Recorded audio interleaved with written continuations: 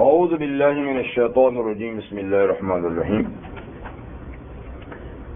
من کفر باللہ من بعد ایمانہ الا من اکرہ وقلبہ مطمئن بالایمان ولکن من شرح بالکفر صدرا فعلیم غضب من اللہ ولہم عذاب عظیم. یہ اکراہ کا مسئلہ تھا، یعنی کسی کو کفر پہ مجبور کیا جائے اور اس کو جان کے ختم کرنے کی دھمکی دی جائے کہ اگر تو کلمہ کفر نہیں بولے گا تو تیری جان ختم کر دوں گا. تو ایسی صورت میں جان بچانے کے لیے دل میں ایمان مضبوط رہے اور زبان سے کلمہ کفر کہہ لے تو اس کی اجازت ہے. تو میں نے عرض کیا تھا کہ یہ حضرت عمار بن یاسر رضی اللہ عنہ کے سلسلے میں نازل ہوئی تھی کہ ان کے والد یاسر اور ان کی والدہ سمیہ وہ تو شہید ہو گئے. اس طرح کئی صحابہ شہید ہو گئے اور یا انتہائی سخت تکالیف پہنچی لیکن کبھی کلمہ کفر ان کی زبان پہ نہیں آیا. صرف حضرت عمار پر ایک وقت ایسا آیا کہ وہ بہت مجبور ہو گئے تو ان کی زبان سے یہ کلمہ نکل گیا لیکن دل سے نہیں، دل مطمئن تھا. تو وہ حضور حسن کی خدمت میں آئے تو انہوں نے ذکر کیا تو آپ نے پوچھا کہ تیرے دل کی حالت کیا تھی؟ اب میری دل تو بھرا ہوا صحیح مان سے، کلمہ زبان سے نکلا. آپ نے فرمایا آئندہ بھی ایسی صورت ہو نا تو کہہ دیا کر، مطلب کہ ایسی صورت میں جان بچانے کے لیے کہنے کی اجازت ہے، شرط یہ کہ دل سے آدمی ایسی بات نہ کرے. تو پھر میں نے اس پر آپ کو کئی واقعات سناتے کہ صحابہ اکرام نے جانیں تک قربان کر دیں لیکن انہوں نے کبھی ایسی بات نہیں کہی. یہ ایک ایسا واقعہ گزرا. تو جس نے اللہ کا انکار کیا ایمان لانے کے بعد یعنی مرتد ہو گیا، مگر ایسا آدمی کہ جس کو مجبور کر دیا گیا کلمہ کفر کہنے پر اور حال یہ کہ اس کا دل یعنی ایمان کے ساتھ مطمئن ہے، دل میں ذرا بھی شک اور تردد نہیں، تو ایسا آدمی جو ہے نا اس کا اسلام باقی رہتا ہے کلمہ کفر کہنے کے باوجود. وَلَكِن مَنْ شَرَحَ بِالْكُفْرِ صَدْرًا، لیکن وہ آدمی کہ جس نے اپنا سینہ ہی کھول دیا کفر کے لیے، کفر کو سینے میں یعنی دل میں ڈال لیا، تو فَعَلَيْهِمْ غَضَبٌ مِّنَ اللَّهِ، ان لوگوں پر پھر اللہ کا غضب ہے اور یہ مرتد کہلاتے ہیں. اور مرتد کا کفر عام کو کافروں سے بھی سخت ہوتا ہے. مرتد کا کفر یہ جو مسلمان ہو کر کافر بنے تو یہ کفر جو ہے نا یہ باقی سارے کافروں سے بدتر کافر ہوتا ہے. اس لیے اسلام اس کی سزا کیا ہے کہ یہ واجب القتل ہوتا ہے کیونکہ یہ باغی ہے اور باغی کی سزا قتل ہے. یعنی یہ نہیں کیا وہ کلمہ کفر پڑھ لے کافروں سے آپ فوراً شوٹ کر دیں، یہ بات بھی نہیں. یعنی اسے پکڑا جائے گا، اس سے پوچھا جائے گا کہ آخر آپ نے اسلام کیوں چھوڑا. اگر اس کو دین کے بارے میں کوئی شکوک شبہات ہیں کسی نے اس کے دل میں ڈالے ہیں تو اس کی تسلی کی جائے گی، پہلے اس کے شکوک شبہات دور کیے جائیں گے. اور پھر بھی وہ اڑا رہے تو 3 دن کی اس کو مہلت بھی دی جائے گی کہ سوچ لے. پھر بھی نہ باز آئے تو پھر اس کی سزا قتل ہے. اور یہ بھی صرف مرد کی، اگر عورت مرتدہ ہو جائے تو اس کی سزا قتل نہیں، اس کی سزا ہے زندگی بھر قید، اس کو ہمیشہ قید میں رکھا جائے گا. وَلَهُمْ عَذَابٌ عَظِيمٌ، اور ان کے لیے بڑا عذاب ہے، یعنی جیسے کفر کا عذاب ہے قیامت کے دن ہمیشہ ہمیشہ جہنم میں رہے گا. ذَلِكَ بِأَنَّهُمْ، یہ سزا اللہ کا غصہ اور دائمی عذاب عظیم اس لیے ہے کہ بِأَنَّ مُسْتَحِبُّ الْحَيَاةِ الدُّنْيَا عَلَى الْآخِرَةِ، کہ ان لوگوں نے یعنی جو مرتد ہوتے ہیں انہوں نے گویا دنیا کی زندگی کو آخرت پر پسند کیا، یعنی آخرت کی زندگی کو قربان کیا اور دنیا کی زندگی اختیار کیا. کیونکہ کفر کے ساتھ کیا ہے، کفر کا مطلب یہ دنیا ہی دنیا ہے، آخرت نہیں ہے. تو اتنا بڑا خسارہ. وَأَنَّ اللَّهَ لَا يَهْدِي الْقَوْمَ الْكَافِرِينَ، اور اللہ تعالیٰ کافروں کو ہدایت نہیں دیتے، یعنی اسباب ہدایت ان کے لیے پیدا نہیں فرماتے. اور یہ لوگ جو ہیں اولئک الذین طبع اللہ علی قلوبہم، اللہ نے ان کے دلوں پہ مہر لگا دی ہے. تو مہر لگانے کا مطلب بھی وہ نہیں ہے کہ کوئی زبردستی، یعنی انہوں نے کام ہی ایسے کیے ہیں کہ وہ کام خود ان کے دلوں پر مہر بن گئے. جی چونکہ ہر چیز کے فاعل اللہ ہے تو اللہ نے اپنی طرف کی نسبت کر دی، اور کانوں پر بھی اور آنکھوں پر بھی. وَأُولَٰئِكَ هُمُ الْغَافِلُونَ، اور یہ لوگ بے خبر ہیں. لا جرم انہم فی الآخرۃ ہم الخاسرون، ضرور بالضرور یہ لوگ آخرت میں یہی ہوں گے نقصان اٹھانے والے کہ جن کے نقصان کا پھر ازالہ نہیں ہو سکے گا. یعنی آخرت کا نقصان ایسا ہے کہ اس نقصان کی تلافی پھر ہو ہی نہیں سکے گی، پھر چانس بالکل نہیں ملیں گے. دنیا میں نقصان ہو تو اس کے بعد فائدے کی امکانات ہوتے ہیں، وہاں نہیں. ثم ان ربک للذین ہاجروا من بعد ما فتنوا ثم جاہدوا وصبروا ان ربک من بعدها لغفور رحیم. پھر آپ کا پروردگار ان لوگوں کے لیے جنہوں نے ہجرت کی من بعد ما فتنوا، آزمائش میں ڈالے جانے کے بعد، یعنی ان کا ایمان اور اسلام میں جب ان کا امتحان لیا گیا تو اس امتحان میں پڑھ کر انہوں نے ایمان بچانے کے لیے وطن ہی چھوڑ دیا، ہجرت کر دی. یعنی جب وہ کافروں کے پنجے میں گرفتار ہوئے اور کافروں نے ان کو فتنے اور آزمائش میں ڈالا تو انہوں نے بجائے اپنی جان مال بچانے کے ہجرت کی، ملک ہی چھوڑ دیا. وہ صبروا، اور انہوں نے صبر کیا کس سے؟ یعنی ان تکالیف پر جو کافروں کی طرف پہنچی. تو ان ربک من بعدها لغفور الرحیم، بے شک آپ کا پروردگار اس سب کچھ کے بعد بخشنے والا مہربان ہے. یعنی ان کی چھوٹی موٹی کوتاہیاں غلطیاں اللہ تعالیٰ معاف فرما دیں گے، اور اس ہجرت کے بدولت ان کا نامہ اعمال صاف ہو جائے گا. نبی کریم علیہ السلام نے فرمایا کہ 3 اعمال ایسے ہیں جو پچھلے عملوں کی صفائی کر دیتے ہیں. الاسلام یادم ما کان قبلہ، ایک تو اسلام لانا پچھلے سارے گناہوں کو ختم کر دیتا ہے. یعنی ایک کافر 50 سال 80 سال 100 سال کفر کرتا رہا، جب اس نے وہ مسلمان ہو گیا تو پچھلے سارے گناہ معاف ہو گئے. اسلام سے پچھلے سارے گناہ معاف ہو جاتے ہیں. اور والحج یادم ما کان قبلہ، حج کی عبادت جو صحیح طور پہ ادا ہو جائے تو یہ بھی پچھلے گناہوں کا کفارہ بن جاتی ہے. اور والہجرت تہدم ما کان قبلہ، تیسری چیز ہجرت ہے. ہجرت اگر کوئی اللہ کے راستے میں کرتا ہے تو ہجرت کا عمل بھی پچھلے گناہوں کے لیے کفارہ بن جاتا ہے. یہ تو ان آیات کا ترجمہ تھا، اور میں نے اس پہ جو واقعات آپ کو سنائے تھے ان میں ایک واقعہ جو رہتا تھا اس کو مکمل کر دوں. وہ تھا حضرت عبداللہ بن حذافہ سہمی رضی اللہ عنہ. میں نے عرض کیا تھا کہ وہ جہاد کرتے کرتے رومی سلطنت کے ایریے میں جب پہنچے تو وہ گرفتار ہو گئے اپنے ساتھیوں سمیت.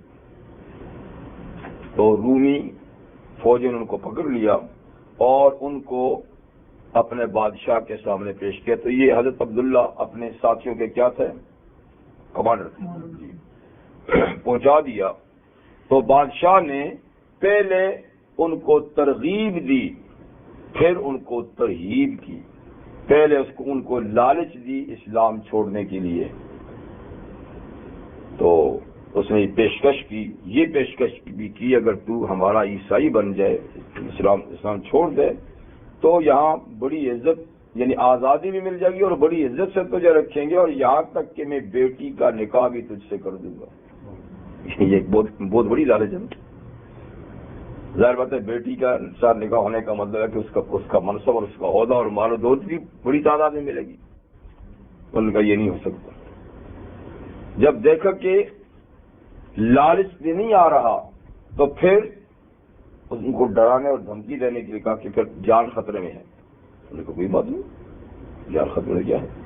اس نے کہا میں ایسے دھمکی نہیں دیتا، میں واقعی طور پہ تمہیں ختم کروں گا، اس طرح کروں گا بھی نہیں کہ شوٹ کر دوں گا تلوار سے، اذیت پہنچا کر میں تمہیں اذیت پہنچا کے ماروں. اس میں کوئی بات نہیں. تو چنانچہ اس نے پہلے پہل ایک بڑا جو کڑا ہوتا ہے نا، وہ تیل کا گرم کرایا، تیل کا ابالا اس میں. بعض روایت میں کہ تانبے کی گائے یا بیل تھا تانبے کا، تو اس کے پیٹ میں وہ ڈال کر، تیل ڈال کر اس کو ابالا گیا، اور ان کے ساتھیوں میں سے ایک کو پکڑ کے اس میں ڈال دیا. تو ڈلتے ہی آپ کو پتا نا ابلتے تیل میں جب آدمی کو ڈال دیا فوراً کولا بن گیا. کہا دیکھ لیا حشر، یہ تیرا بھی ہونا. انہوں نے کہا کوئی بات نہیں، میں اس کے لیے تیار ہوں، میں اس کے لیے تیار ہوں. تو وہ حیران ہو گئی کیسے آدمی ہے. تو پھر بہرحال کہا بھائی اس کو تیار کرو، اس کے لیے مطلب یہ کہ دھمکی، اب اس کو تیار کر، اس کا نمبر ہے. تو وہ تیاری میں لگے تو حضرت عبداللہ کے آنسو آ گئے. بادشاہ سمجھا کہ شاید ڈر گیا ہے، آنسو آئے ہیں. کہا کیا خیال ہے، روتا کیوں ہے؟ نے کہا روتا اس لیے نہیں کہ آپ یہاں پھینکیں گے، اس لیے روتا اس پر ہوں کہ ایک ہی جان اللہ کے نام پہ قربان کروں گا. افسوس کی بات ہے اگر ایسی میرے پاس ہزاروں جانیں ہوتی ہیں اور وہ جاتی ہیں تو بات ہوتی ہے. میں اللہ کے سامنے پیش کیا کروں گا کہ کیا لے کر آئیں، ایک ہی جان، اس پہ روتا. تو وہ سمجھے کہ یہ تو بڑے پکے لوگ ہیں بھائی. تو پھر اس نے کہا چلو ایسا کر لو کہ تو صرف میری پیشانی کو چوم لے تو میں تجھے آزاد کر دوں گا. کوئی بات نہیں، کوئی سزا نہیں دیتا، گرفتار بھی نہیں کرتا، صرف میری پیشانی پہ بوسہ دے دے تو تجھے آزاد کر دوں گا. اب انہوں نے سوچا کہ کسی آدمی کی پیشانی کو چومنا کوئی حرام کام تو ہے نہیں، زیادہ سے زیادہ یہ کافر ہے تو اس کی پیشانی چومنا مکروہ ہے، بس اتنی سی بات ہے، حرام تو نہیں ہے. مسلمان ہوتا تو مکروہ بھی نہیں تھی، پر یہ کافر ہے تو زیادہ مکروہ ہے. تو انہوں نے کہا اگر میں تیری پیشانی چوم لوں تو ایک مجھے چھٹی ملے گی یا میرے ساتھیوں کو بھی؟ اس نے کہا ساتھیوں کو بھی چھوڑ دوں گا. تو نے کہا اگر میری صرف مکروہ کام کرنے سے میری اتنے ساتھی بھی چھوٹتے ہیں تو کیوں نہ کر لوں؟ حرام ہوتا تو بے شک نہ کرتا، پر حرام تو ہے نہیں، تو اتنے سے کام کرنے سے میری خیر ہے، مگر میرے ساتھی چھوٹتے ہیں تو چلو کر لیتا ہوں. تو انہوں نے چوم لیا اور ان کو آزاد کر دیا. یہ چلے گئے. جب مدینہ منورہ پہنچے تو عمر فاروق رضی اللہ عنہ خلیفہ تھے، ان کے سامنے اپنا سارا قصہ بیان کیا. تو حضرت عمر فاروق رضی اللہ عنہ نے سب جو موجود تھے لوگ ان کو کہا کہ پہلے تو میں اس کی پیشانی کو چوموں گا اور پھر جتنے لوگ تم جو ہو نا سب کے سب عبداللہ کی پیشانی کو چوموں کہ اس نے یہ قربانی ساتھیوں کے لیے دی، ذات کے لیے پھر بھی نہیں دی، ذات کے لیے پھر بھی نہیں، ساتھیوں کے لیے دی. تو اس کے اعزاز میں تو حضرت عمر نے چوما، سب صحابہ نے ان کو چوما. تو یہ قصہ اصل میں اس لیے ذکر کیا تھا کہ میں نے دیکھا کہ ایمان اتنے پکے لوگ تھے کہ جل گئے، جلنے کے لیے تیار ہو گئے، سب کچھ کے لیے تیار ہو گئے، پر انہوں نے ایمان کی قربانی نہیں دی. ورنہ گنجائش تو تھی نہ رکھی کہ اللہ تعالیٰ نے رکھی. تو یہ تو صاحب عظیمت لوگ تھے باہر. اور اس طرح کی ہماری تاریخ میں بڑی مثالیں ہیں، بڑی بڑی تکالیف لوگوں نے گزاری، لیکن وہ جھکے نہیں، بکے نہیں. یہاں تک کہ ایک عالم کے صحیح مسئلہ بتانے پر، یہ اب کافر کی بات نہیں، مسلمان حاکم کی بات ہے، اس کے مزاج کے مطابق کیونکہ مسئلہ نہیں تھا تو مسلمان حاکم نے اس عالم دین کے دانت نکلوا کے سر میں ٹھکوا دیے تھے، سارے دانت نکلوا کے سر میں ٹھکوا دیے کیڑوں کی طرح. لیکن برداشت کیا انہوں نے. اور امام سرخسی رحمت اللہ علیہ بڑے امام گزرے جی، انہوں نے 15 سال ایک صحیح مسئلہ بتایا اور بادشاہ کے مزاج کے مطابق نہیں تھا. صرف ہمارا اپنے بھی ماشاءاللہ اچھے اچھے ظالم گزرے ہیں نا، اس کے مزاج کے مطابق کا ایک مسئلہ بتایا تو 15 سال ان کو اندھے کنویں میں قید رکھا، جیل میں نہیں، اوپر کمروں میں نہیں، اے بی کلاس میں نہیں جی۔ اس وقت جو سخت سزا تھی نا، ایسا اندھیرے والا کنواں جو اوپر سے دیکھو تو نیچے بھی نظر نہ آئے، اتنا گہرا کنواں انہوں نے کھدوا رکھے تو ان لوگوں نے سخت مجرموں کو اس میں رکھتے تھے، وہیں لیٹو وہیں بیٹھو وہیں سب کچھ، یعنی بقدر ضرورت سے پانی نیچے کھانا دے دیتے ہوں گے، لیکن باقی آپ کو پتہ نا ساری چیزیں۔ اور پھر چند دن نہیں، 15 سال، مذاق نہیں ہے کہنے کی بات، 15 سال۔ اور یہ نہیں کہ وہاں وہ پڑے رہے 15 سال، کنویں کے اندر سے پڑھاتے رہے 15 سال۔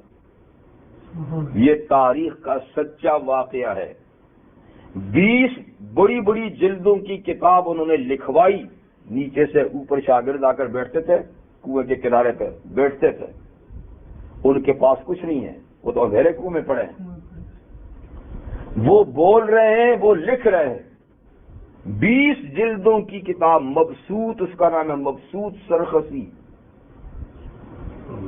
وہ لکھوائی حافظے سے، یاد سے۔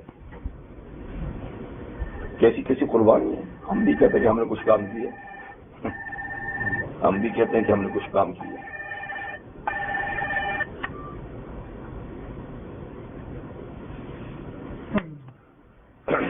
یہ ہو گیا یوم تاتی کل نفس تجادل عن نفسها۔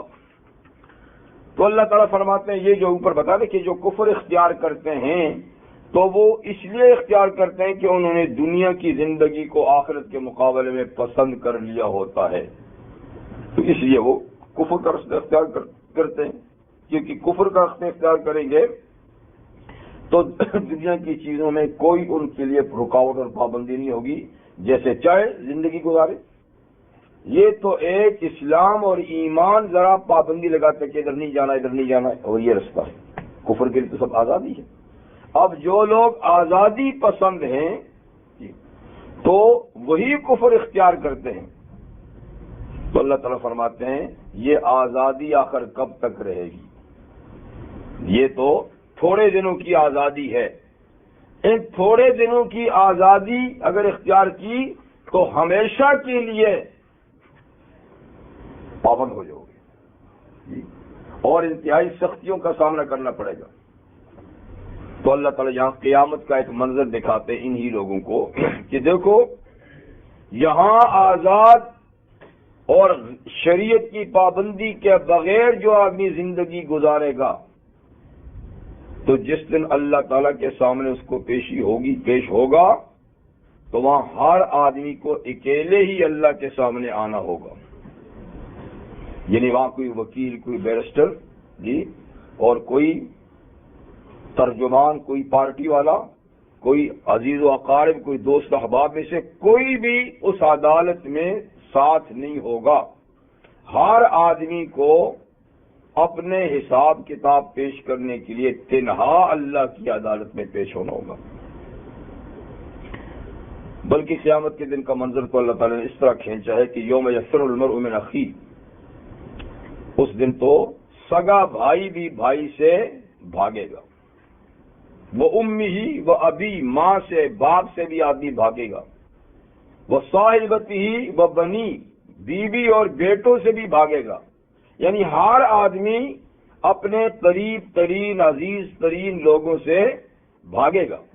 کیوں؟ لِكُلِّ امْرِئٍ مِّنْهُمْ يَوْمَئِذٍ شَأْنٌ يُغْنِيهِ، ہر آدمی اس دن اپنی ایسی حالت میں گرفتار ہوگا کہ دوسرے کی فکر نہیں ہوگی، اپنی جان کی پڑی ہوگی، ہر کسی کو اپنی جان کی پڑی ہوگی۔ بلکہ ایک وقت قیامت کا تو ایسا آئے گا کہ انبیاء کرام بھی فرمائیں کہ مجھے اپنی ہی پڑی ہے، نفسی نفسی۔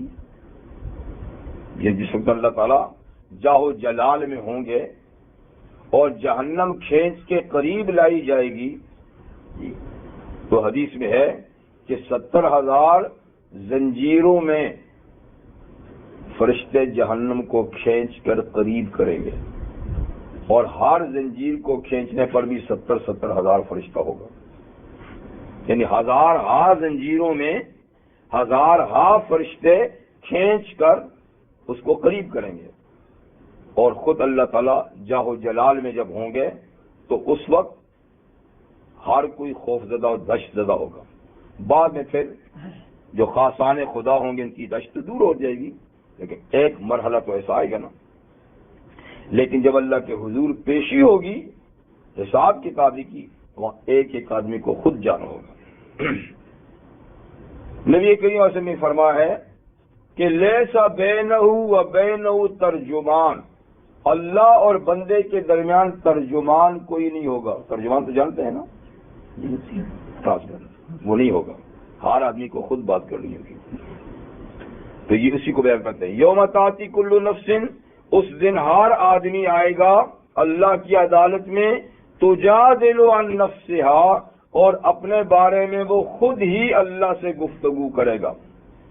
تو مجادلے کا مطلب جھگڑا ہوتا ہے نا، یہ جھگڑے کا مطلب یہ کہ سوال و جواب، یعنی اس کو خود ہی سوال و جواب اللہ سے کرنے ہوں گے۔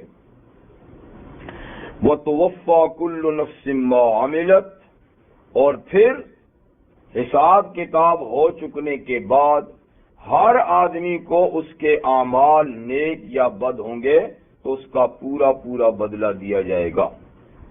وَهُمْ لَا يُظْلَمُونَ، اور لوگوں پہ ذرا برابر بھی ظلم نہیں ہوگا، بس جتنا کسی کا عمل ہوگا اسی کے مطابق سزا اور اسی کے مطابق جزا بھی ہوگی۔ جزا کا قانون تو یہ ہے نا کہ ایک نیکی کا ثواب 10 گنا زیادہ دیا جائے گا، کم سے کم نا، اور اس سے زیادہ کئی گنا بھی دیا جائے گا، لیکن ایسا نہیں ہوگا کہ کسی کی نیکی کا ثواب نہ دیا جائے، یعنی بڑھا چڑھا کر تو دیا جائے گا، لیکن یہ نہیں کہ جتنا ہے وہ بھی نہ دیا جائے، اس سے کم دیا جائے یا نہ دیا جائے، یہ بات نہیں۔ اور یہ کہ گناہ کا بدلہ تو بڑھا چڑھا کے دیا ہی نہیں جائے گا، بلکہ جتنا ہوگا اتنا ہی دیا جائے گا۔ تو ہر آدمی کے نیک و بد عمل کا بدلہ پورا دیا جائے گا۔ وَهُمْ لَا يُظْلَمُونَ، اور لوگوں پہ ظلم نہیں کیا جائے گا۔ سورہ مدثر میں اللہ تعالیٰ فرمایا ہے کل نفس بما کسبت رہینہ، ہر آدمی اپنے اعمال میں گروی ہوگا، ہر آدمی اپنے اعمال میں پابند ہوگا، اچھے ہوں گے یا برے ہوں گے۔ یہ تو ایک آیہ کریمہ قیامت کے دن کی ایک صورتحال کو بیان کرنے کے لیے لائی گئی، اور ان لوگوں کے لیے کہ جنہوں نے دنیا کو پسند کیا اور اس کی وجہ سے کفر اختیار کیا۔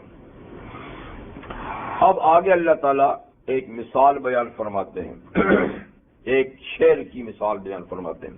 وَضَرَبَ اللَّهُ مَثَلًا قَرْيَةً كَانَتْ آمِنَةً مُطْمَئِنَّةً يَأْتِيهَا رِزْقُهَا رَغَدًا مِنْ كُلِّ مَكَانٍ فَكَفَرَتْ بِأَنْعُمِ اللَّهِ فَأَذَاقَهَا اللَّهُ لِبَاسَ الْجُوعِ وَالْخَوْفِ بِمَا كَانُوا يَصْنَعُونَ۔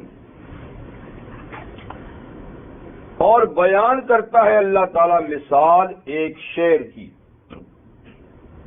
قریہ کا لفظ عموماً گاؤں کے لیے آتا ہے، ٹاؤن کے لیے آتا ہے، لیکن کبھی قریہ شہر کے لیے بھی ہوتا ہے، یہاں شہر مراد ہے۔ ٹھیک، ویسے عربی میں شہر کے لیے بلد اور مدینہ اور مصر یہ الفاظ ادا ہوتے ہیں، اور قریہ چھوٹے گاؤں کو، لیکن کبھی کبھی قریہ بڑے گاؤں کے لیے بھی استعمال ہوتا ہے، یہ شہر کے لیے، تو یہاں شہر مراد ہے۔ اب یہ جس شہر کی اللہ تعالیٰ مثال بیان فرماتے ہیں تو یہ کون سا شہر ہے؟ تو عبداللہ ابن عباس رضی اللہ عنہ فرماتے ہیں یہ مکہ مکرمہ کا شہر ہے جس کی اللہ یہاں پر مثال بیان کرتے ہیں، مکہ مکرمہ۔ شاہ ولی اللہ رحمۃ اللہ علیہ فرماتے ہیں کہ یہ کوئی ضروری نہیں ہوتا کہ کوئی خاص شہر ہو، یعنی یہ مثال ہر شہر کی بھی ہو سکتی ہے مکہ مکرمہ کے علاوہ، لیکن بھارت شان نزول تو کوئی نہ کوئی خاص ہوتا ہے نا، تو اس لحاظ سے مکہ کا شہری مراد ہے، لیکن یہ نہیں کہ یہ صورتحال جو بیان کی گئی اور شہروں کی نہیں، اور شہروں کی بھی اس قسم کی صورتحال ہو سکتی ہے۔ تو اللہ تعالیٰ بیان کرتے ہیں مثال ایک شہر کی، کیا شہر، کیسا تھا وہ شہر؟ کانت آمنتن، وہ بالکل پرامن شہر تھا، بالکل پرامن شہر تھا۔ ایک مطمئنتن، اس کے باشندے مکمل اطمینان سے تھے، کوئی خوف، کوئی دہشت، کوئی چیز ان کے اندر نہیں تھی، بالکل ان کے دل مطمئن تھے، ان کو کوئی خطرہ نہیں تھا، شہر بھی امن والا تھا، کوئی اس شہر پہ چڑھائی کرنے والا نہیں تھا، لوٹ مار کرنے والا نہیں تھا۔ تیسری بات، یاتیھا رزقھا رغدا من کل مکان، اس شہر کی خوراک، رزق، روزی با فراغت بڑی مقدار میں ہر طرف سے آتی رہتی تھی، من کل مکان، ہر طرف سے اس کی جو اللہ تعالی نے روزی مقرر کی تھی اس کے باشندوں کی، تو وہ با فراغت اور آزادی کے ساتھ آتی رہتی تھی، اور کبھی ان کو کسی قسم کی معاشی تکلیف نہیں ہوئی، کھانے پینے کی چیزوں کی کوئی قلت نہیں ہوئی، یعنی اناج بھی وافر مقدار میں، پھل بھی مقدار میں، ہر چیز ضرورت کی وہاں پر پہنچتی تھی۔ اس کے باوجود کہ خود اس شہر میں کوئی چیز بھی پیدا نہیں ہوتی تھی، خود شہر کی پوزیشن یہ ہے کہ کوئی چیز بھی پیدا نہیں ہوتی تھی، نہ زراعت، نہ باغبانی جی، اور نہ صنعت، حرفت، کچھ بھی نہیں، لیکن اس کے باوجود ہر علاقے کی ہر چیز ان کو پہنچتی رہتی تھی بافراغت۔ اور یہ اس لیے کہ اس شہر کے بانی نے، بنیاد رکھنے والے نے بنیاد کے وقت دعا کی تھی۔ شہر کے بانی کون تھے؟ ابراہیم علیہ السلام۔ بنیاد کہاں سے رکھی تھی؟ بیوی اور معصوم بچے کو چھوڑ کر۔ دعا کیا مانگی تھی؟ رب اجعل ھذا بلدا آمنا، اے اللہ اس شہر کو امن والا بنانا، وارزق اہلہ من الثمرات، اور یہاں کے باشندوں کو پھلوں سے رزق دینا، دعا مانگی تھی۔ تو ان کی دعا قبول ہو گئی، تو جوں ہی وہ شہر میں تبدیل ہوا تو ساری پریشانیاں اس کی دور ہو گئی۔ پانی کا نظام تو ماشاءاللہ تب سے وہی ہے، اور اس کے بعد خوراک کا انتظام بھی ہوتا رہا، قافلے آتے رہے ہر طرف سے۔ امن کا حال یہ کہ چونکہ اللہ کا گھر تھا وہاں پر، اس کی وجہ سے قدرتی طور پہ اللہ تعالیٰ نے تمام لوگوں کے دلوں میں، حالانکہ لوگ مسلمان نہیں تھے، کافر تھے، تو ان کے دلوں میں پھر بھی اس گھر کی عزت ڈال دی تھی۔ کفر شرک کے باوجود، ننگا طواف کرنے کے باوجود بھی ادب کرتے تھے، اگرچہ وہ ادب ان کا غلط تھا، تو وہاں لوٹ مار نہیں، ان لوگوں کی بھی عزت کرتے تھے جہاں جاتے تھے مکہ کے لوگ ہیں، یہ اللہ کے گھر کے پڑوسی ہیں۔ تو بہرحال ایک خوشحال، مطمئن اور امن والا شہر تھا، ایک وقت تک ایسے ہی رہا۔ اور میں نے بتایا کہ اس قسم کے اور شہر بھی تھے، اور بھی تھے، جیسے کہ سورہ سبا جو 22 پارے میں آنے والی ہے۔ سبا یمن کے ملک، اس وقت یمن کے ملک کے اندر ایک علاقہ تھا سبا، اور سبائی کے نام سے اس وقت یمن کی وہ حکومت تھی جی، اس کا ذکر ہے۔ اللہ تعالیٰ نے اس شہر کے بارے میں بھی فرمایا ہے جی، لقد کان لسبأ فی مسکنہم آیہ، کہ قوم سبا کے لیے ان کے گھروں میں، ان کے مکانات میں اللہ کی قدرت کی ایک بڑی نشانی تھی۔ ایک وقت تھا ان کے عروج کا، ترقی کا، خوشحالی کا، امن کا، سلامتی کا ایک دور تھا، اور ایک دور میں سبا کا ملک دنیا کے اندر بے مثال ملک تھا۔ تو اس کی خوشحالی اور اس کو اللہ تعالیٰ نے آیت میں بیان کیا ہے، جنتان عن یمین و شمال، اس کی جو ہائی وے تھی، کہاں سے چلتی تھی وہ؟ یمن سے شام تک ایک ہائی وے تھی، اور ہائی وے کیسی تھی؟ جنتان عن یمین و شمال، اس کے دائیں طرف بھی باغوں کی قطار تھی، اور بائیں طرف سے بھی باغات کی قطار تھی، اور بیچ میں ایک شاہراہ جاتی تھی۔ اور پھر یہ کہ اتنی منزل پر جہاں آدمی آسانی سے چل کے، صبح چلے تو دوپہر کو آرام کے لیے ٹھہرے، دوپہر کو چلے تو شام کو اطمینان، تو اتنے وقفے سے شہر بھی آباد تھے تاکہ کسی مسافر کو تکلیف ہی نہ ہو۔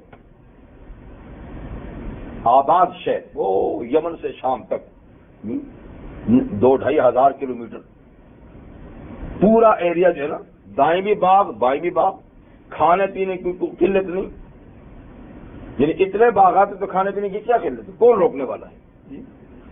اور کہتے ہیں کہ اگر کوئی آدمی سر پہ خالی ٹوکرا لے کر روانہ ہو جاتا تو تھوڑی دیر چلتے چلتے وہ خود ہی گر گر کے پھلوں سے بھر جاتا، پھل توڑنے کی ضرورت نہیں، اتنی با فراغت پھل، جی پھل لگیں گے، کوئی روک ٹوک نہیں۔ اور پھر آرام کے لیے جگہ جگہ سرائے ہیں، پڑاؤ ہیں، وہاں رکتے تھے۔ تو پھر کیا ہوا، بعض دفعہ یہ نعمتیں بھی سر چڑھ جاتی ہیں، نعمتیں بھی سر چڑھ جاتی ہیں۔ کلوا من رزق ربکم واشکروا لہ، اللہ تعالیٰ نے فرمایا اپنے رب کی یہ روزی کھاؤ اور اس کا شکر بجا لو۔ بلدۃ طیبۃ ورب غفور، جی ملک پاکیزہ ہے، ملک پاکیزہ ہے، صاف ستھرا ہے، اور صفائی اور نفاست کا عالم یہ تھا کہ مکھی مچھر پیدا ہی نہیں ہوتے تھے۔ آپ کو پتا ہے کہ جہاں اس قسم کے پھل ہوں وہاں تو مکھیوں کی بھرمار ہوتی ہے۔ تو پسو، جوں، مچھر، مکھی، یہ جو موذی جانور ہے نا، پوری آبادی میں ان کا نام و نشان نہیں تھا۔ ایسا طیب، پاکیزہ، ایسی فضا اللہ تعالیٰ نے، یعنی ایسے پھول، اس قسم کے پھول پیدا ہوتے تھے کہ جس کی وجہ سے خود بخود یہ گندی چیزیں غائب ہو جاتی تھی۔ رب الغفور فاعرضوا، یہ نعمت ان کے سر چڑھی تو اللہ کی نعمت کا انہوں نے اعراض کیا، اللہ کی نعمت سے، اور کیا کہا؟ پہلے یہ کہا ربنا باعث بین اسفارنا، یہ بھی کوئی سفر ہے، سفر کا تو ہمیں پتہ ہی نہیں چل رہا، یہاں سے نکلو پھر شہر ہے، وہاں سے جاؤ پھر شہر ہے، وہاں سے جاؤ پھر شہر ہے، تو اے اللہ بس یہ تو مزہ نہیں آ رہا سفر کا، تو ہمارے سفر میں ذرا دوری پیدا کر دے، تک تھکاوٹ تو نہ پتہ چلے کہ ہم تھک مان کیا ہیں، کچھ اندھیرے میں چلیں، کچھ جنگل میں چلے تو پتہ چلے سر سفر کیا ہے، یہاں تو آبادی آبادی ہے پوری لائن میں، تو وہ سکون، وہ امن، وہ اطمینان نہ بھایا اور اللہ سے سفر کی مشقت کی درخواست کر دی، تو یہ امن سے بدامنی کی سوال، تکلیف کا یعنی راحت سے تکلیف کی آرزو، یہ اللہ کی نعمت کا انکار ہے۔ جب یہ کیا تو اللہ تعالیٰ نے یہ نعمت ان سے چھین لی۔ اچھا، اور اس چیز کا راز کیا تھا کہ ایسا خوشحال ملک اور باغات لدے ہوئے پھلوں سے اور پوری شاعرہ پر، اس کا راز ان کا ایک عظیم الشان ڈیم تھا، ایک بہت بڑا ڈیم ان لوگوں نے بنایا تھا، اس میں 12 مہینے اتنا پانی ہوتا تھا کہ 12 مہینے اس کی نہریں چلتی تھی، کبھی پانی کی قلت نہیں۔ شاید اتنا عظیم ڈیم آج بھی کہیں نہ ہو جتنا انہوں نے بنایا تھا۔ اور دیکھیے اس زمانے میں ڈیم بنانے کے یہ ساز و سامان بھی نہیں تھا، نہ سریا تھا، نہ اینٹیں ہیں، نہ یہ چیز کچھ نہیں، مٹی اور پتھروں کا اتنا بڑا ڈیم انہوں نے تعمیر کیا تھا، پتہ نہیں کیسے صناع اور کیسے کاریگر اور کیسے انجینئر تھے وہ لوگ۔ تو وہ عظیم الشان ڈیم جس سے یہ پورا ملک سیراب ہوتا تھا، تو پھر جب زوال آیا نا، جب نعمت کی ناقدری کی، تو اللہ تعالیٰ فرمایا ارسلنا علیہم سیل العارم، عارم اس کا نام تھا ڈیم کا، تو ہم نے عارم کا بند توڑ دیا، تو ان پر ہم نے عارم کے بند کا سیلاب بہا دیا۔ بند جو ٹوٹا ہے تو وہ بند تو بند تھا ماشاءاللہ، وہ تک سمندر تھا اس کے اندر، وہ جو ٹوٹا تو پورا ملک سیلاب کی زد میں آ گیا، سارے باغات، سارے مکانات، کوئی چیز اس ڈیم نے نہیں چھوڑی۔ اور بدلناہم بجنتین جنتین ذوات اکل خمط واصل وشیء من سدر قلیل، ہم نے ان دو پھلوں اور پھولوں سے لدے ہوئے قطار اندر قطار باغات کے بدلے میں ڈیم کا توڑ کر، سیلاب بھیج کر، اس کے بدلے میں دو اور باغات اگا دیے. وہ کیا تھے؟ ذوات اصل. اس میں کیا تھا؟ جھاؤ. جھاؤ ایک پودا ہوتا ہے، جنگلی پودا، جھاؤ، اور کچھ کھٹے قسم کے جنگلی پھل. وَشَيْءٍ مِّن سِدْرٍ قَلِيلٍ، اور تھوڑی سی بیریاں، وہ بھی جنگلی بیریاں. باقی سب ملیا میٹ ہو گیا. اب یہ ہے کہ وہاں جھاڑیاں ہیں اور یہ جنگلی کچھ بھی نہیں ایک دم. اور زمین سے اللہ نے پیداوار کی قوت ہی چھین لی. ہاں یہ تو اللہ کی قدرت ہے کہ میری زمین زرخیز ہے، تیری زمین اور اس میں کھاد، اور یہ کھاد واد کی بات نہیں ہے. اللہ تعالیٰ اگر زمین سے قوت نشو نما کی نکال لے، آپ 100 کھادیں ڈالیں. تو اس پوری زرخیز زمین جو اللہ نے بنائی تھی نا، اس سے پیداوار کی قوت ہی اللہ تعالیٰ نے چھین لی. تو اللہ تعالیٰ فرماتے حل نجازی الا الکفور، اور ہم ایسا بدلہ ناشکروں کو ہی دیا کرتے ہیں جو ہماری نعمتوں کی ناقدری کرتے ہیں، ناشکری کرتے ہیں، تو ایسا نعمتیں چھین کر ان کو بدل دیا کرتے ہیں. تو یہ بھی اللہ تعالیٰ کا قانون ہے کہ جب نعمت کی ناقدری کی جاتی ہے تو پھر اللہ تعالیٰ نعمت کو لے لیتے ہیں، اور قدر کی جاتی ہے تو اللہ تعالیٰ بڑھاتے ہیں. لئن شکرتم لازیدنکم ولئن کفرتم ان عذابی لشدید.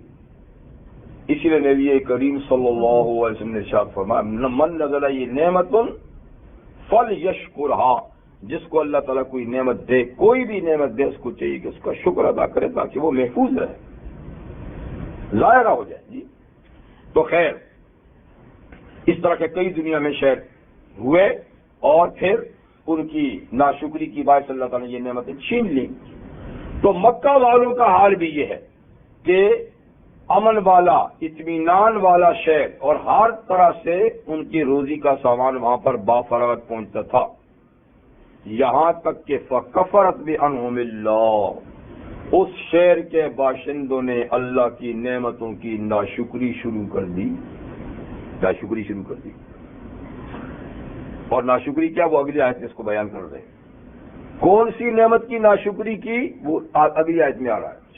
بہرحال انہوں نے اللہ تعالیٰ کی نعمتوں کی، کئی نعمتوں کی ناشکری کی، لیکن ایک بڑی نعمت کی جو آگے آ رہی ہے. تو اس کی پاداش میں پھر کیا ہوا؟ فَأَذَاقَهَا اللَّهُ لِبَاسَ الْجُوعِ وَالْخَوْفِ، اللہ تعالیٰ نے اس بستی والوں، شہر والوں کو بھوک اور ڈر کا لباس پہنا دیا، خوشحالی اور امن کا لباس اتار دیا، اس کے بدلے میں بھوک اور ڈر کا لباس پہنا دیا، خوف زدہ کر دیا. اور کیوں؟ بما کانوا یصنعون، بسبب اس کے جو وہ کرتے تھے، ان کے اعمال کی وجہ سے. تو مکہ کا امن بدامنی میں بدل گیا، اس کی خوشحالی قحط سالی میں بدل گئی. وہ کیوں؟ کون سی نعمت؟ اس کا ذکر ہے وَلَقَدْ جَاءَهُمْ رَسُولٌ مِّنْهُمْ. اس وقت تک یہ خوشحال رہے جب تک رسول نہیں آیا تھا، رسول کی مخالفت نہیں کی گئی تھی، رسول کا انکار نہیں کیا گیا تھا، اس وقت تک تو یہ ساری صورتحال تھی. لیکن جب ان کے پاس وہ رسول تشریف لائے، نبی کریم صلی اللہ علیہ وسلم تشریف لائے، اور ہر دنیا کے شہر کا بھی زوال اسی وقت ہوا جب اللہ کا نبی آیا، اور جب اس نے صحیح رستے کی دعوت دی اور وہ اپنی خوشحالی میں مست ہو کر اس کا انکار کرنے لگے، تو اللہ تعالیٰ نے ان پہ وعدہ، یہی صورتحال جہاں ہوئی. تو ان کے پاس رسول آیا منہم، ان ہی میں سے، باہر سے بھی نہیں جس کو یہ جانتے نہ ہوں، ان ہی میں سے. فَكَذَّبُوهُ، تو جانتے بوجھتے اس کی صداقت، امانت، دیانت کا اقرار کرتے ہوئے بھی اس کی تکذیب کی. پھر کیا ہوا؟ فَأَخَذَهُمُ الْعَذَابُ، تو اس بستی والوں کو اللہ کے عذاب نے آ پکڑا. وَهُمْ ظَالِمُونَ، اس حال میں کہ وہ ظالم تھے، بے انصاف تھے. یعنی جب حضور علیہ السلام کا انکار کیا اور مکہ کے پرامن شہر میں صحابہ کو ستایا، حضور کو ستایا، جہاں مکھی مارنے کی بھی اجازت نہیں، وہاں ان آل حق کے ساتھ کیا کچھ کر کے خون ناحق کو بہایا، اس شہر کا امن کو تہو بالا کیا جی۔ اور اس مبارک شہر میں نبی کریم علیہ السلام اور آپ کے خاندان پر 3 سال تک دانا پانی بند کیا، سوشل بائیکاٹ کیا، ہر قسم کے تعلقات جی۔ تو جب انہوں نے یہ کیا تو پھر کیا ہوا؟ اللہ نے وہی بھوک اور خوف کا لباس چڑھا دیا، امن اور اطمینان کے بجائے۔ تو نبی کریم علیہ الصلوۃ والسلام نے مکہ والوں کے ان ظالمانہ کاموں کی وجہ سے ایک دفعہ فرمایا تھا، اللہم اے اللہ ان پر ایسے قحط کے سال نازل فرما جیسے یوسف علیہ السلام کے زمانے میں تھے، ان پر ایسے قحط کے سال نازل فرما جیسے یوسف، آپ کو یوسف علیہ السلام کے بارے میں تو معلوم ہے کہ پہلے گزر چکا ہے نا جی۔ تو ان کے دور میں پہلے 7 خوشحالی کے سال آئے، پھر 7 بدحالی کے سال آئے، پھر اس کے بعد خوشحالی کا دور شروع ہوا۔ تو وہ جو بدحالی کے سال تھے نا وہ انتہائی شدید، تو حضور نے فرمایا کہ ایسا، تو چنانچہ مکہ والوں پر وہ دور آیا۔ 7 سال تک مکہ کی فضاؤں میں گرد و غبار کے سوا کچھ نہیں تھا۔ جب آسمان کی طرف آنکھیں اٹھاتے نا تو بھوک کی شدت سے دھواں دھواں نظر آتا تھا، بارش کا ایک قطرہ نہیں، باہر سے اناج کا آنا بند۔ تو اتنی مشکلات سے مکہ والے دو چار ہوئے کہ مردار جانور اور ان کی مردار کھالے کھانے پر مجبور ہوئے، جیسی کرنی ویسی بھرنی۔ 3 سال تک حضور کے ساتھ ایسا نہیں شروع کیا تھا جی۔ تو اتنے مجبور ہوئے کہ نبی کریم علیہ السلام کی خدمت میں ایک ڈیلیگیشن بھیجا، ابو سفیان رضی اللہ عنہ جو اس وقت مکہ کے لوگوں میں سے تھے، تو وہ لے کر گئے اور جا کر ان کو کہا کہ حضرت ٹھیک ہے ہم آپ کے مخالف ہیں، آپ کے ساتھ ظلم کیا، زیادتی کی، سب کچھ کیے، لیکن کم سے کم ہم آپ کے رشتہ دار تو رشتہ کا تو خیال کریں، کیا گزر رہی ہے ہم پر، آپ نے بس دعا کی ہے تو ہم صورتحال خراب ہو چکی ہے، تو رشتے کا واسطہ دیا کہ برائے مہربانی دعا کریں کہ مشکلات سے ہم نکلیں۔ تو حضور تو پھر رحمت اللہ عالمین تھے، آپ نے دعا بھی کی اور آپ نے صحابہ کرام سے کہا کہ ان کی مدد بھی کرو، تو اناج کپڑے وپڑے بہت سارے کر کے ان کو دیے، دعا بھی کی، تو اللہ تعالیٰ نے اس پریشانی سے ان کو نکالا۔ لیکن پھر کیا ہوا؟ خوف بھی اللہ نے مسلط کر دیا۔ خوف یہ کہ پہلے بے خوف تھے، ساری دنیا ہاتھوں پہ اٹھاتی تھی، مکہ والے ہیں، اللہ کے پڑوسی ہیں، لیکن جب مسلمانوں پہ ظلم کیا اور جب مسلمانوں نے وہاں سے ہجرت شروع کی نا، اب ان کو کھلبلی پڑ گئی کہ ہم نے تو ان پہ بہت ظلم کیا ہے، اب پتہ نہیں ہمارے ساتھ کیا بنتا ہے۔ پھر جب حضور بھی تشریف لے گئے اور جب اسلام مدینہ میں مضبوط ہوتا اب اور ڈر پیدا ہوگا کہ اب تو یہ کسی نہ کسی دن بھی ہم پہ حملہ آور ہوں گے جی۔ تو بہرحال یہ زندگی ہجرت کے بعد مکہ والوں کی زندگی تلخ ہوگی، ہر وقت خوف خطرہ، کسی وقت بھی مسلمان آئیں گے، کسی وقت بھی انتقام لے گا، اور بلاخر فتح مکہ کے انسان معاملہ ہو گیا۔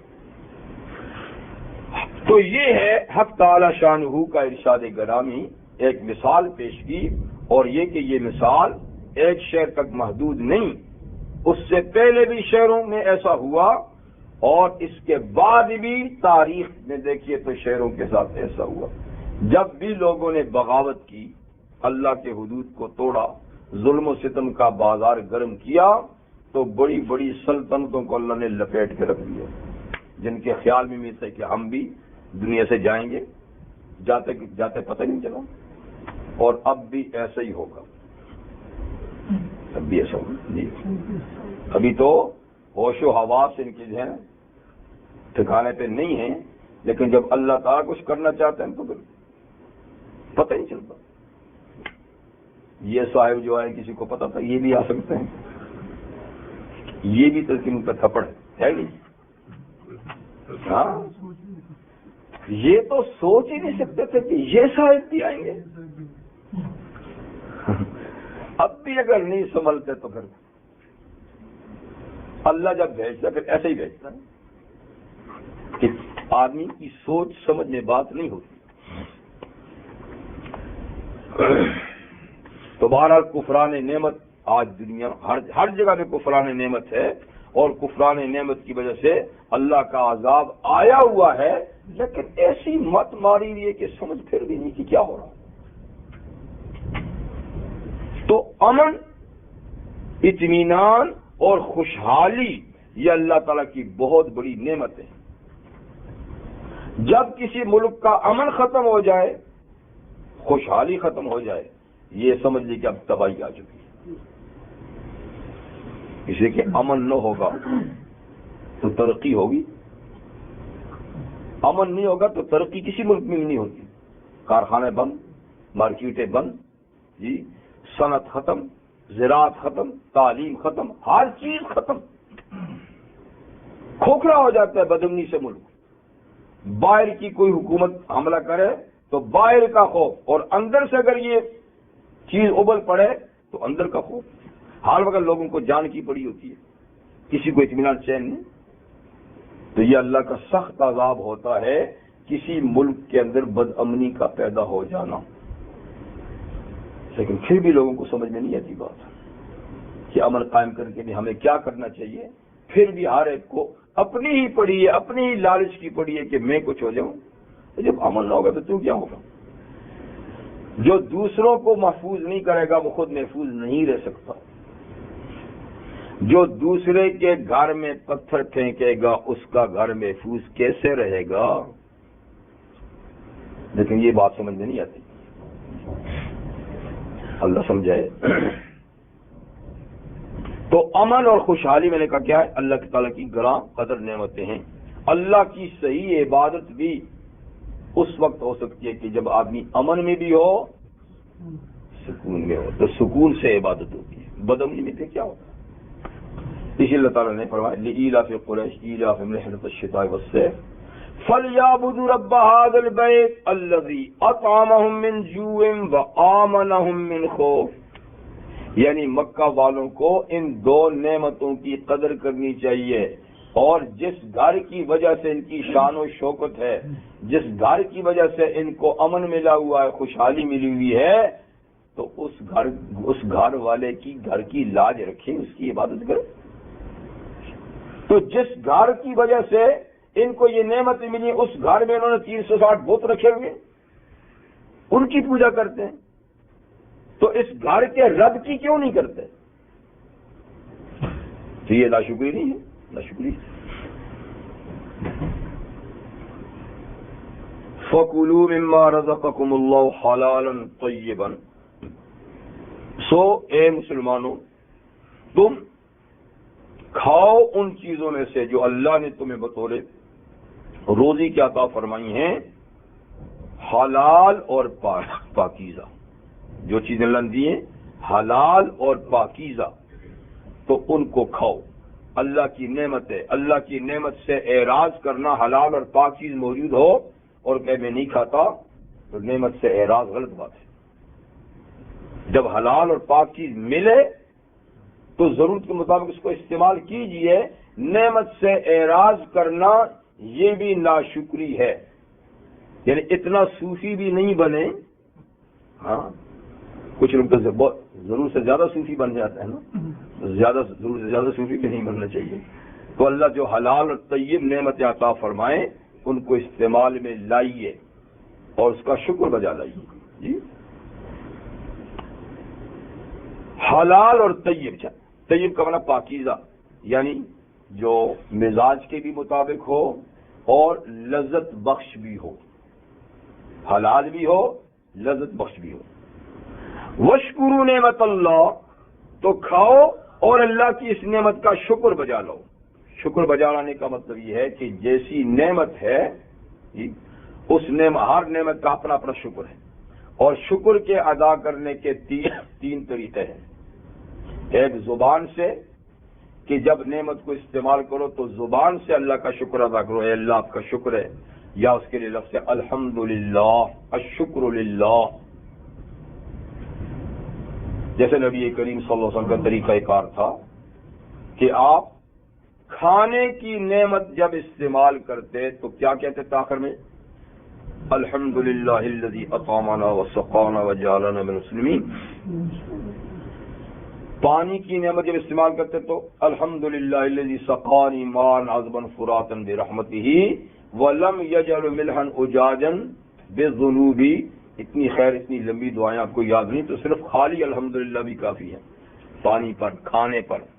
ایسا کپڑا پہنتے تھے نیا تو کیسے دعا مانگتے تھے؟ الحمدللہ الذی کسانی ھذا من غیر حول منی ولا قوہ. اور اس کے علاوہ اور بھی دعائیں ہیں، اور نہیں آتی تو صرف یہاں بھی الحمدللہ ہی کہتے ہیں. تو لمبی دعائیں اگر ہر نعمت پہ نہیں یاد تو فقط الحمدللہ ایک جامع دعا ہے ہر نعمت پر جب نعمت کو استعمال کریں.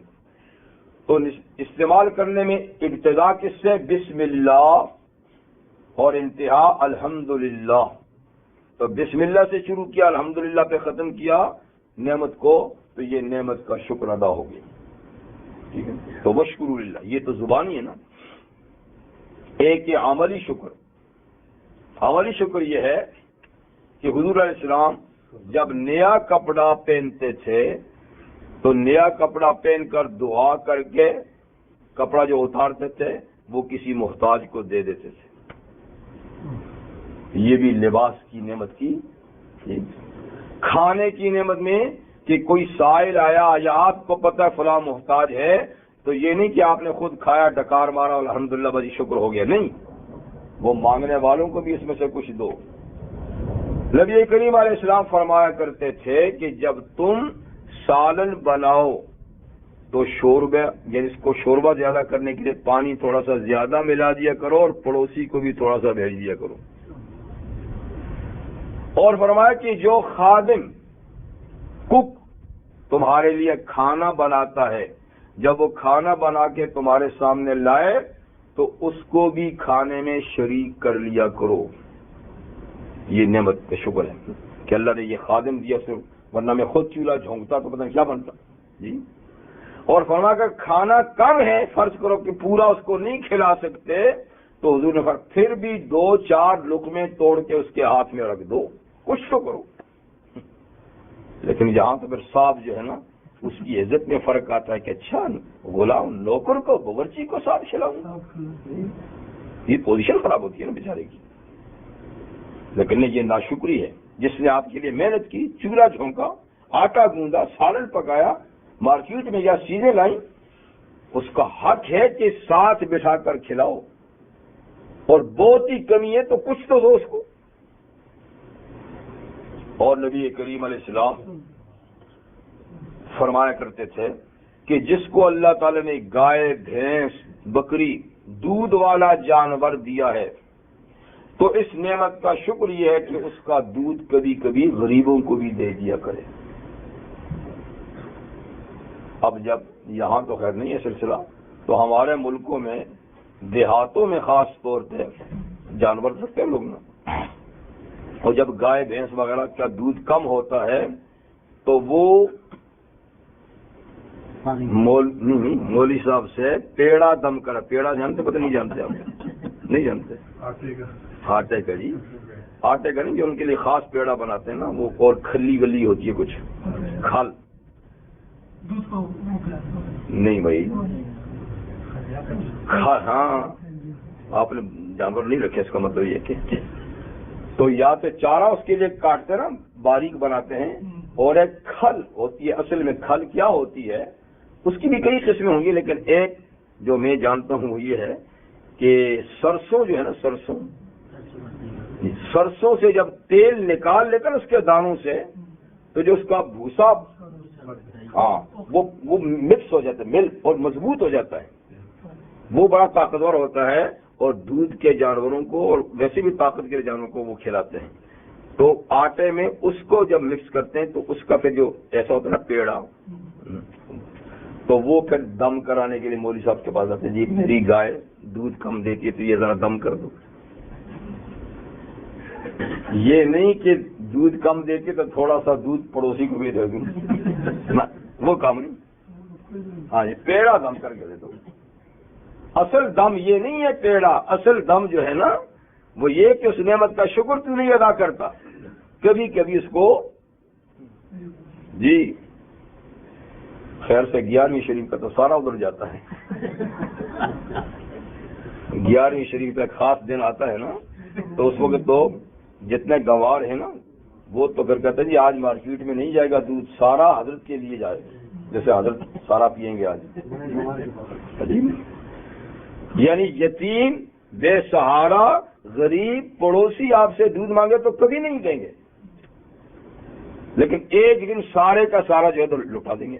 تو خیر حضور نے فرمایا کہ جس کو اللہ دودھ کا جانور دے تو اس نعمت کا شکریہ کہ کبھی کبھی وہ دودھ غریبوں کو بھی پلا دیا کرے۔ تو یہ عملی شکر ہے، یعنی جو نعمت اللہ کو دی، اللہ تعالیٰ نے آپ کو دی اور وہ نعمت آپ دوسروں کو اس دے سکتے ہیں تو کچھ نہ کچھ ان کی خدمت سے کریں۔ اور تیسرا شکر کا طریقہ ہے دل سے شکر، دل سے نعمت دینے والے کی عظمت دل میں لانا، احترام اس کا دل میں پیدا کرنا، یہ دل کا شکر ہے، ٹھیک ہے۔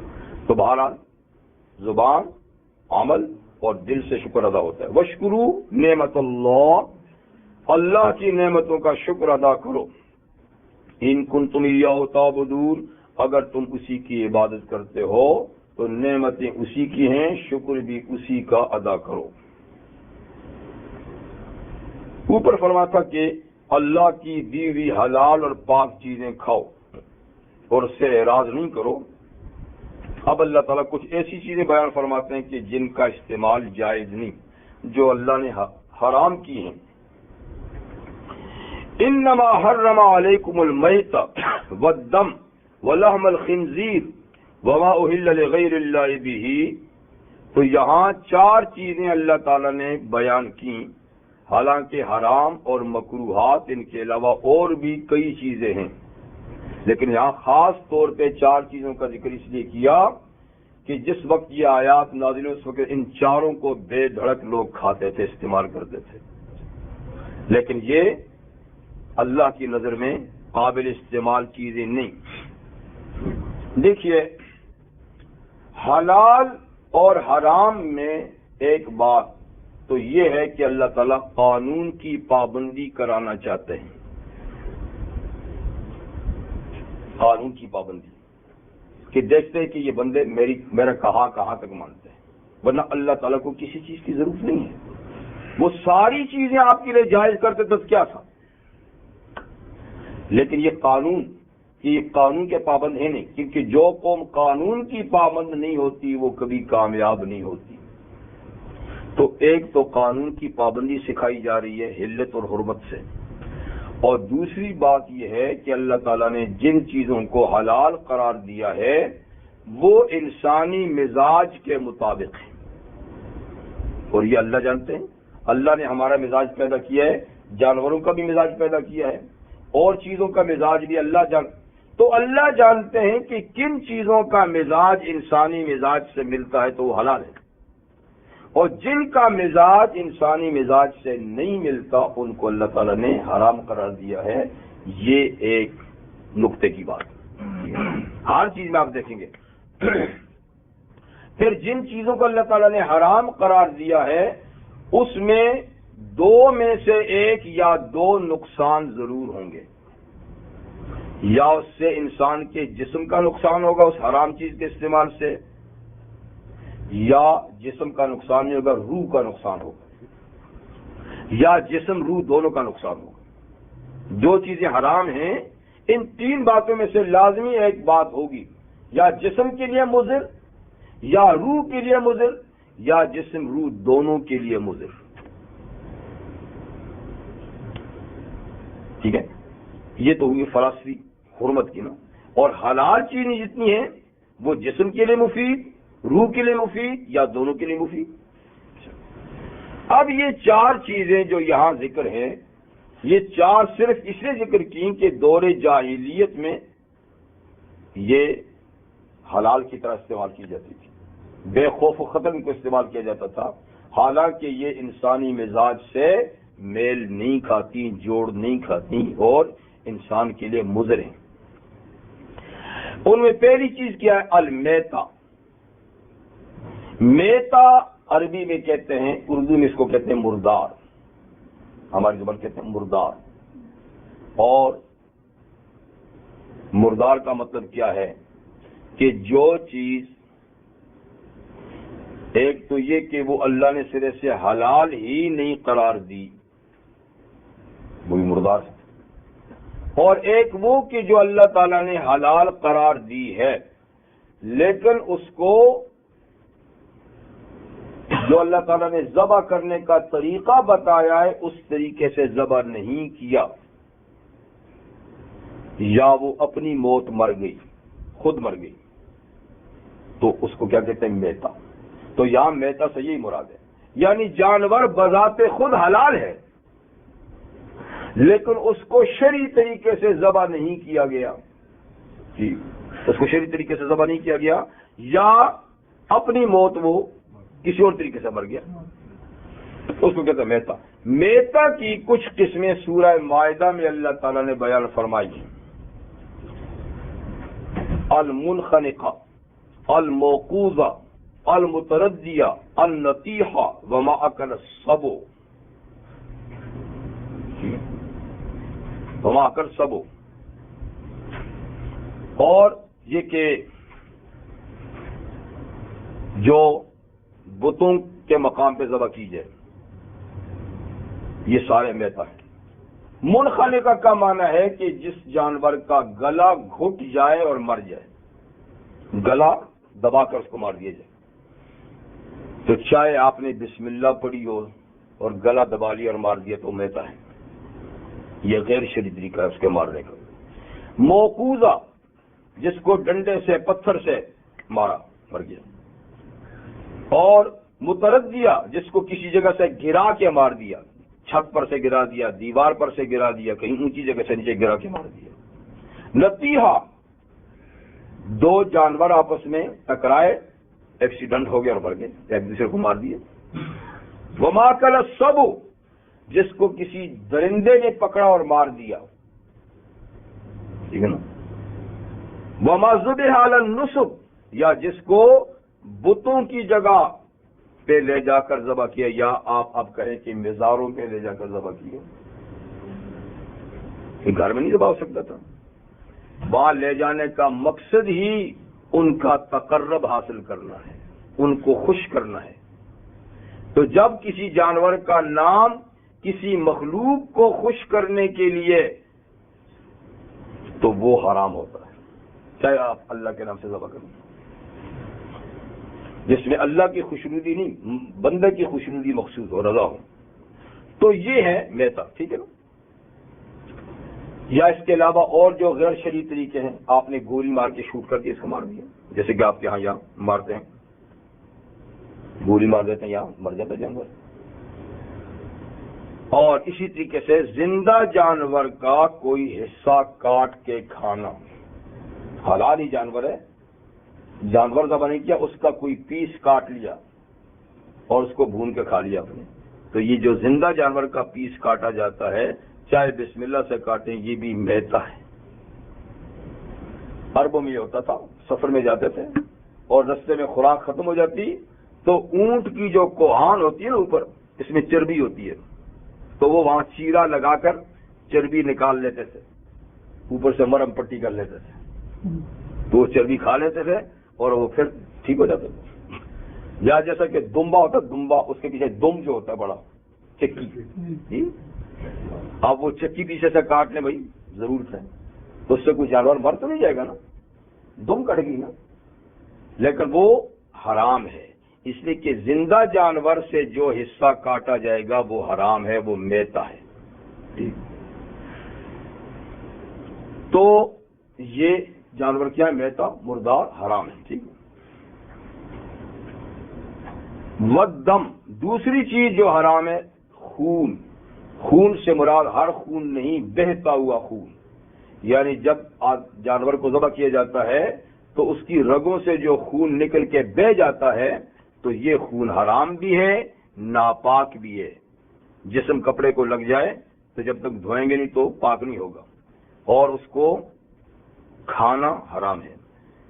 لوگوں میں یہ دستور ہوتا تھا کہ وہ جم جاتا نا پھر تو اس کو رکھ لیتے تھے، جما کے رکھتے تھے، پھر اس کو بھون بھون کے کھایا کرتے تھے۔ اس سے قساوت قلبی پیدا ہوتی ہے،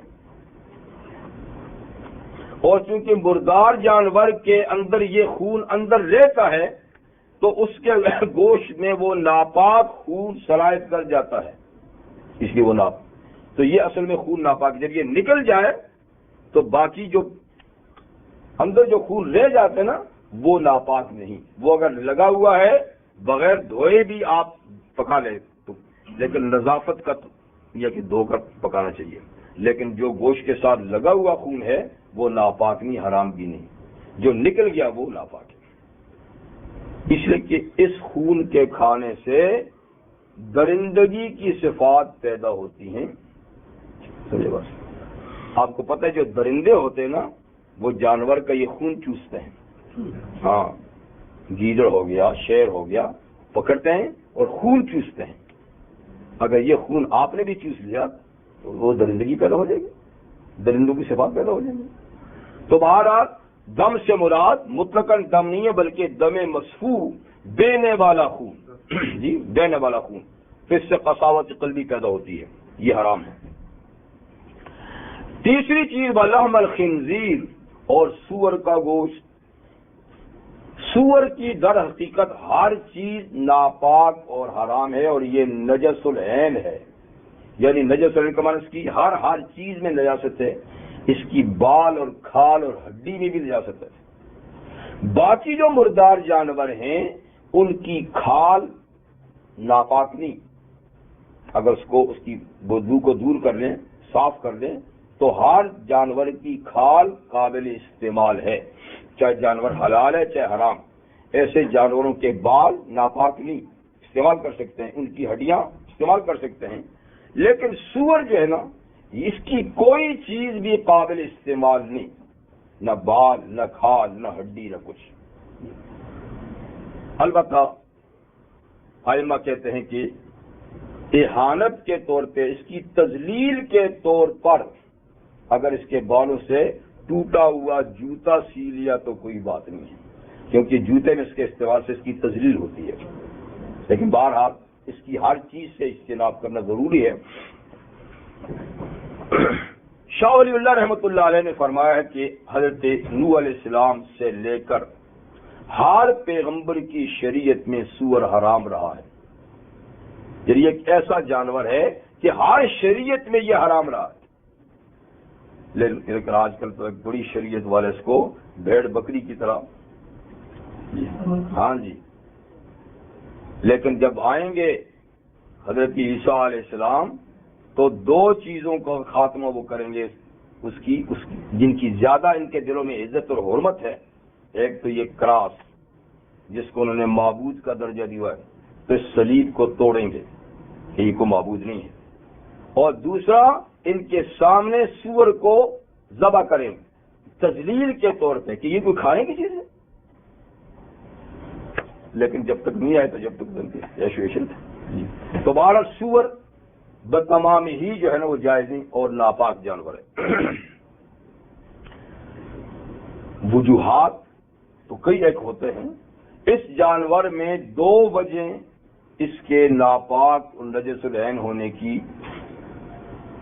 ایسی ہیں جو مفسرین نے بیان کی ہیں۔ ایک یہ کہ یہ حد درجے کا بے حیا جانور ہے، حیا تو خیر سے کسی جانور میں بھی نہیں ہے، لیکن اس میں جتنی نہیں ہے اتنی اوروں میں ہوگی، اور اس کی وجہ یہ بتاتے ہیں کہ دوسرے جانور حیاتوں میں بھی نہیں ہے، لیکن ایک مادہ سے ایک نر جفتی کر رہا تو دوسرا قریب نہیں آتا، انتظار میں ہوتا ہے۔ اس کی بے حیائی کہ یہ ہے کہ لائن میں لگے ہوتے ہیں، یعنی ایک مادہ ہے تو نر لائن میں لگے ہوئے، یعنی اس قدر اس کے اندر بے حیائی ہے۔ ظاہر بات ہے کہ جس چیز کے اندر جیسے اخلاق ہوں گے اس کے گوشت میں وہی اثرات ہوں گے، اور اس کے کھانے سے وہی اثرات پیدا ہوں گے کیونکہ غذا جزء بدن بنتی ہے نا. تو اگر بے حیا اور حد درجے کے بے حیا جانور کو کھایا جائے گا تو حیا کہاں رہے گی؟ اس لیے جو قومیں اس کو کھاتی ہیں ذرا ان میں حیا کا نام ہے ان کا سوال نہیں کرو جی. اور دوسرا یہ کہ یہ نجاست خور بھی ہے. گندگی اس کا من بھاتا کھا جائے، گندگی پسندیدہ.